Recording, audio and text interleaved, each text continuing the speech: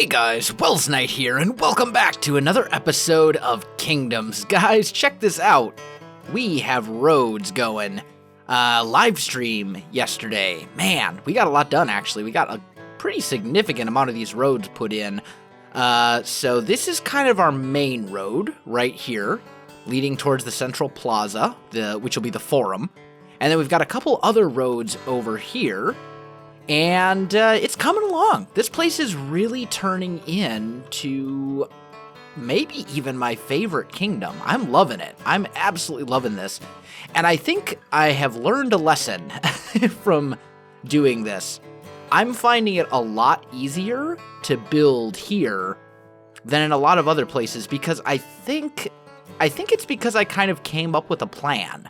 Like a solid plan where I marked out plots and put in roads and decided what each little chunk of the city was going to be. You guys have seen the map.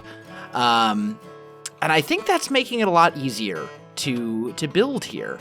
So we're probably going to go back and do that in Solus once we've done some major work here and other stuff. Now, I want to have a mob farm in this area. And we're not going to build it today. I don't even have an actual design yet today, although I will say that I am working with one of the great minds in the technical Minecraft community to come up with something. And he's working on it right now. So I'm not going to spoil anything, but I'm really looking forward to it. It's going to be awesome. However, if we're going to build a mob farm, we need to make sure that we light up a lot of the caves underground. Now, I plan to have an AFK platform above, up in the sky, just a small one. With an elytra, it shouldn't be that hard to get up there. So I probably don't need to go crazy and light up all the caves, but on the other hand, we also haven't really done a caving episode together for a while. So, you know, it could be fun. Maybe we do a little bit of caving today, and I can always use more resources and all that kind of stuff. Somewhere around here, there's what appears to be a pretty decent cave. Now I'm having trouble finding it again, though. It was somewhere over in this area, I thought. But I don't know. Maybe... Oh, no. You know what? I'm on the wrong side of town. Oh, and that's also a cave, but I've already been in that one. I've spent quite a bit of time caving in this area, gathering resources, getting granite, and lighting up caves in general, because I knew, and I've known for a while, that I want to have a mob farm in this kingdom, and that means lighting up caves. So, let's see if we can find this little hole into the ground. I think it's actually over here somewhere?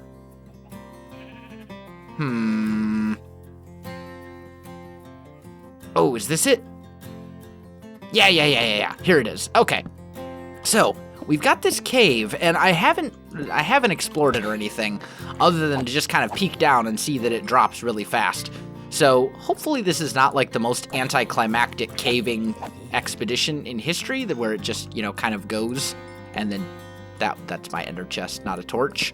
There we go, where it just kind of goes and then dead ends. Oh, this is a good sign. Okay, this is looking good. This is looking pretty good. Now, I do also want to gather the resources as I go, because what's the point of caving if we're not getting all the things? And I want to have a little bit of a talky episode with you guys. So, today's episode, going to be a bit of a talky one, where we do some caving, do a little bit of exploring together, light up some caves, gather some resources, you know, all that kind of good stuff. And what I want to talk about, at least to start with, is kind of inspiration and specifically designing things and kingdoms and how to kind of stay inspired in Minecraft in general, how to come up with ideas and inspiration and all that kind of stuff. And it's a topic that we have talked about before, but I often get asked, how do you get ideas? Where do you come up with your ideas? How do you stay inspired? Hey, Welsknight, I've got this world that I've been playing in and I just don't know what to do. How do I come up with ideas of things to do? Oh yeah. Oh, this is quite the cave. Okay, so, and I am out of torches. Let's remedy that. So, first of all, the number one thing that I would say when it comes to being inspired and like finding inspiration, especially in a long-term survival world, make sure that you come up with kind of a backstory for your world. Now, it doesn't have to be anything super crazy. You don't need to write novels in your head about the history of your world and all that kind of stuff, but just kind of even a basic story. This is this place, and it's inhabited by people, and this is what they do for a living, and they are similar to this real-world historical culture, and so on and so forth. And the idea is that as you're coming up with these ideas, though that story, that backstory, that lore, is really going to kind of help point you to what you should be building, right? Like, let's use as an example Annona, right? We built the city of Annona. Well, it's not really the city. We built the village or the town of Annona when bone blocks were added. That's the one that has bone blocks and oak roofs and is really kind of, the houses are kind of Tudor style. That's Annona. Also known as our farming village. Now, when we built it, we hadn't, I knew it was kind of going to be a farming village, but because it's a farming village, we knew that we need to build farms there, right? They need fields. And then because they need fields, they need a windmill to process those, like the wheat, into grain. And then they need houses for the people that live there. And they need, docks to send their goods to other places throughout the world, and so on and so on and so on. And you guys get the idea. Or, if we look at the story of Altum, we've got our kind of mercenary village. And the people that live there are mercenaries that go around, and they really are only home when they're kind of between jobs. So it doesn't need to be very big, but they're all mercenaries, so it does need to have walls and so on and so forth. Now, you guys get the idea. I mean, the thing is, you're coming up with a story for your world, and that story helps tell you what to build and helps keep you inspired and give you ideas. So if we look at the Roman-themed kingdom that we're building right now, it's inspired by Rome. So we know that we need Romany? Is Romany a word? I feel like Romany should be a word. We need Romany things. Okay, maybe Romany isn't a word, but you guys understand what I'm saying. We need Roman things. So we need roads, we need walls, we need a central forum area, we need an amphitheater, we need probably a coliseum, we need public baths, we need temples, we need all these different things that you would find in a Roman city. And because our backstory is Roman, that backstory alone kind of tells us what we should be building. And so on. You guys, I think you guys understand my point, but it kind of leads me into my next point. When you're coming up with a story, or when you're looking for inspiration, look at history. Look at history. Look at the real world, and look at civilizations and cultures and things like that you find in history, because there's a lot of really good inspiration to be found just by looking at a history book. Or, if you're not the book type, look on Wikipedia. There's a lot of stuff to be learned. I never went to architecture. I never went to school for architecture. I never went to school to be a historian. I mean, obviously, I took history classes in school, just like anyone who goes to school does. But I never placed any sort of special emphasis on architecture or design or history or anything like that. In fact, when I was going to college, I was studying to be an English teacher, which is not really something Minecrafty per se. And maybe that's part of the reason that I think it's so important to come up with a story for your worlds. Maybe that's the English teacher in me saying, write a story, come up with a story, be creative. Maybe that's that part of me. I don't know. But either way, look at history if you're looking for ideas, because there's so many things. There's so many different historical cultures and amazing architecture that you can find in history. And the great thing about looking at history is that if it's a real thing that really existed in the world, odds are that's a lot of creepers and stuff. Go away! We're gonna make it. We're okay. Actually, you know what? We're fine. We've got our diamond chest plate. Like, I'm not even worried. Ah, he exploded. That's okay. The Enderman, I'm gonna leave. I'll just leave him be. I have all the Ender Pearls I will ever want, and then some. But anyway, look at history. Because the beautiful thing about real-world things is that if you look back, you can probably find pictures. And pictures are amazing when it comes to inspiration. You want to look how to build a Roman city? Just Google search pictures, Roman city pictures. You know, what did a Roman city look like? Oh, look, you can find documentaries and pictures and all sorts of things. And if you really kind of immerse yourself in that, in the study of history and in doing some research, you can get some really good ideas. Like, the whole idea for the way that this kingdom is going to be laid out, which at the moment I have a tentative name. I'm leaning towards naming it Tiberium, but I want to get your opinion on that first before I decide to name it Tiberium.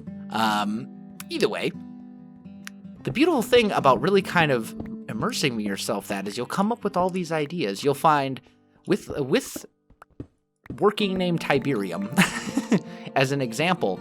The reason it's laid out the way it is because I knew I wanted to build a Roman city, and I started doing research on Roman cities, and I came across a documentary. It was like a PBS documentary that talked about the way that Pompeii was laid out and the way that Roman cities in general were laid out. And I watched that whole thing and found out that they generally did, you know, what we would now consider to be city blocks, and they kind of designed the whole city. Roman architects designed an entire city in advance before the city started being built. They laid out the whole thing with a map and everything, and I was like, you know what, we're going to do that here. And that idea comes from history, or if you look at like the way some of the houses are designed style-wise, or if you look at the types of buildings that I'm planning to make here, it's all history-based. And that's not to say that it's historically accurate, the way that I'm planning on doing things. I'm not saying that you can, you know, if you're a history teacher, you could download my Minecraft world and use it in your history class. I'm not saying that. But that's where I'm getting a lot of ideas from. That's where I'm getting a lot of inspiration from, is just history. Things that you would find in history, looking back. If you look at all these different cultures and different architectural... Well, that was quite the fall. And I'm pretty sure there's a creeper, like, right behind me. Yep. Thought I saw you out of the corner of my eye, you sneaky thing. There we go. Anyway, I digress. History's a great place to find inspiration. Do some research. Spend some time looking into things and looking up ideas and researching those ideas and kind of immersing yourself in that historical period. And you'll get a lot of ideas from doing that. And as a result, you'll be able to build some pretty cool things, you know? And another positive then is you learn something. You learn a little bit of history, and that's always a good thing. I think it's always good to kind of learn about things that happened, or I'm trying to do this in such a way that I don't get hit by the creeper and the zombie. Ooh, run away. There we go. Look at that. 2 MLG for sure. Anyway, yeah, history. Read it, research it, learn about it. You'll find so many ideas for Minecraft. I've seen some of the greatest builds that I have ever seen in Minecraft were based on history. I remember, I want to say it was like a year and a half ago now. I don't know, it was quite a while ago. My friend Andy Yoda and I did a showcase video on someone who rebuilt the Hagia Sophia in Minecraft, and it was incredible. It was absolutely unbelievable. someone rebuilt the Hagia Sophia, which is a giant, well, now it's a museum, but it was a cathedral and a mosque in, I want to say, modern-day Istanbul. I think that's where it was, if I remember my history correctly. I don't know. I'm not I'm not a history buff or anything, but definitely take some time to learn about those types of things. Not only will you quite possibly learn some pretty cool things, you'll get some really good ideas, and that's always a big step in the right direction when it comes to inspiration. So, the other thing I would say, when it comes to big builds, like, for example, a kingdom. I would consider a kingdom to be a big build, right? I think most of us would. A kingdom is a relatively large build. However, take those big builds and break them down. Break them down into smaller builds. A kingdom is a big build, but a single house within the kingdom, not really a big build. Much more manageable, right? And then, I think the problem that most people run into with big builds is that they just get overwhelmed. You know what? I mean, you just have so much in front of you. You just have so many things that you're trying to do that you just look at it and you're just like, I can't do this. This is just too much. And you just lose motivation. Like, that happens to me all the time. I'll be honest. Pretty sure that's not supposed to be like that. Anyway, you just kind of lose your motivation because you get sort of overwhelmed by how much work you have in front of you. So take those big builds and break them down into small chunks and focus on one small chunk at a time, right? Rather than trying to build the kingdom of Solus, focus on building a house within the kingdom of Solus, or a store within the kingdom of Solus. And then you keep kind of focusing on those smaller things and working on those smaller things, and suddenly, over time, you end up with a relatively big thing, and suddenly you have a lot of progress to show off, and a pretty impressive world and building. You know, with the exception of maybe the Jarl's Longhouse and then the Cathedral in Solus, I wouldn't say there's really anything in this world that's a huge build, that's very large. And even the Cathedral and the Jarl's Longhouse aren't that big. And yet, if you look at everything that I've accomplished in the 100+ episodes of Kingdoms, it's a lot more impressive than just looking at one project or one build, or, you know what I mean? Like, the amount of stuff that you accomplish accumulates over time, and the way that you kind of help stay focused and motivated and all that kind of stuff is to focus on one thing at a time. Don't try and do everything at once. Don't try and, build an entire giant kingdom start to finish in one sitting. Like, you're not going to be able to do it, and you're going to slowly lose your mind because it's just too much stuff. And you're just going to get overwhelmed, and you're going to get demotivated and lose your inspiration. And that's really what kills worlds, is people start a world and they get into it and they do their basic stuff. They get their iron armor, they get some diamonds, they set up a couple farms, and then they're just like, I don't know what to do now. What do I do? I'm bored. And then you start over. And you never really end up with that world that you look back on, years later and say, man, I can't believe I accomplished all this stuff. So the next tip that I would give for staying inspired and building amazing worlds is focus on the little stuff. One task at a time. Break big projects down into smaller projects and focus on those smaller projects. Partition it off, kind of segment it in your brain, and that will really, really be helpful. Also, there is nothing wrong with taking inspiration from other people. Not everything you have to come up with has to be entirely 100% original, right? Like, let's give you an example in my world. My Ender that I have is not my design. It's a Doc M design. And actually, I don't think it was just Doc M. I think it was Doc M and a couple other people too. But anyway, it's a Doc M design. Now, I am not a technical Minecraft player. I freely admit that. If you want to watch technical Minecraft videos, I'm really not the person you should be watching for that, because I am not the one who builds crazy redstone contraptions and incredible mob farms that have 200,000 drops per hour or any of that kind of stuff. That's not me. That's not what I enjoy doing in Minecraft. But there's nothing wrong where if you have an idea or a design that you find, there's nothing wrong with building that in your own world and copying it.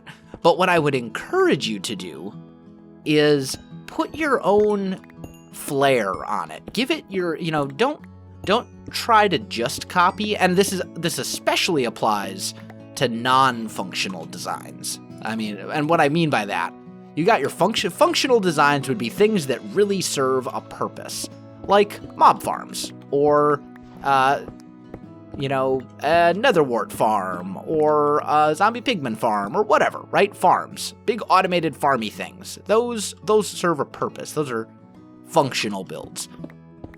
But especially with non-functional builds, aesthetic builds that are meant really just to look cool, definitely, you're welcome to take inspiration from people, but I would highly encourage you to really kind of make it your own and put your own spin on it. Even if that means just, modifying it a little bit, maybe using different blocks, maybe, whatever it may be, try to put your own spin on it. So, like, for example, with the Ender in this world, even though I claim absolutely no credit for the functional part of the Ender, the actual fart.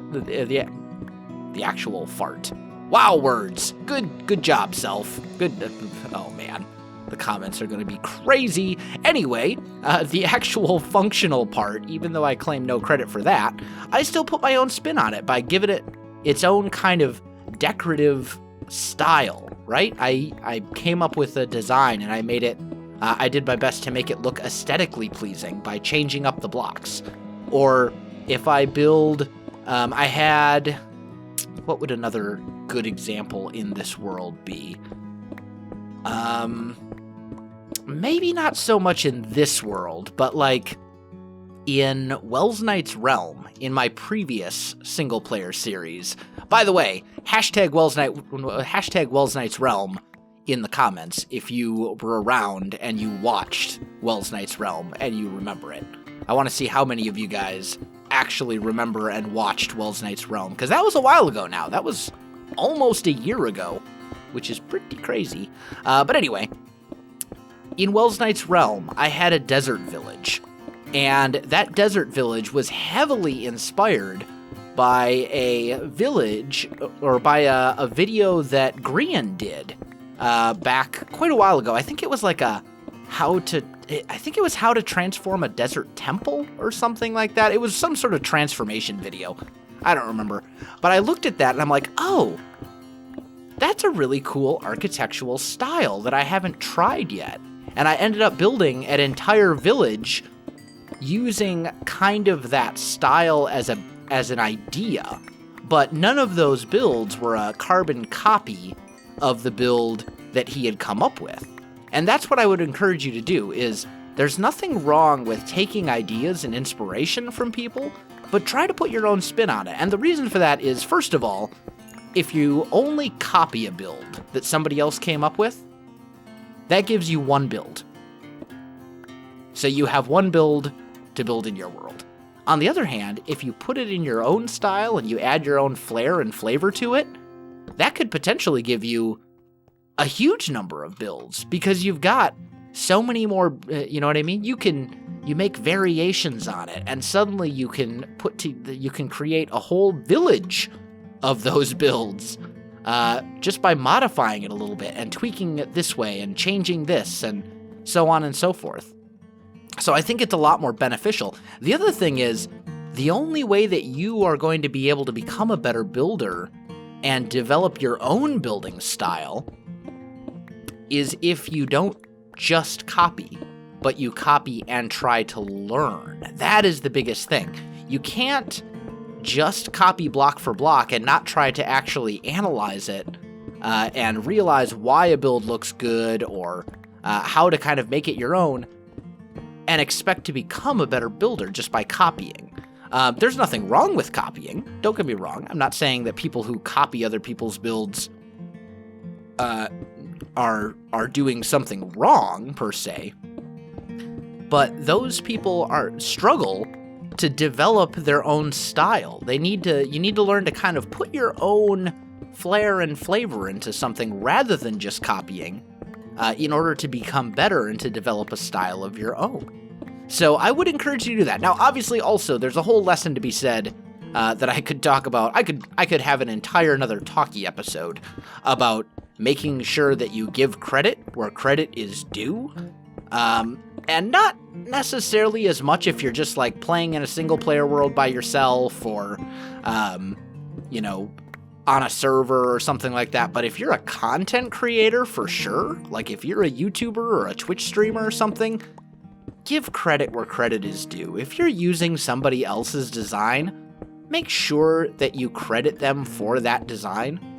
It's just the right thing to do. Even if you're not breaking any laws by not giving credit, make sure you give people credit when you use their designs or, whatever it may be. Now, there are certain exceptions to that. I mean, if there's a design that's a staple that everybody uses, that has been around forever, like, for example, the hopper clock.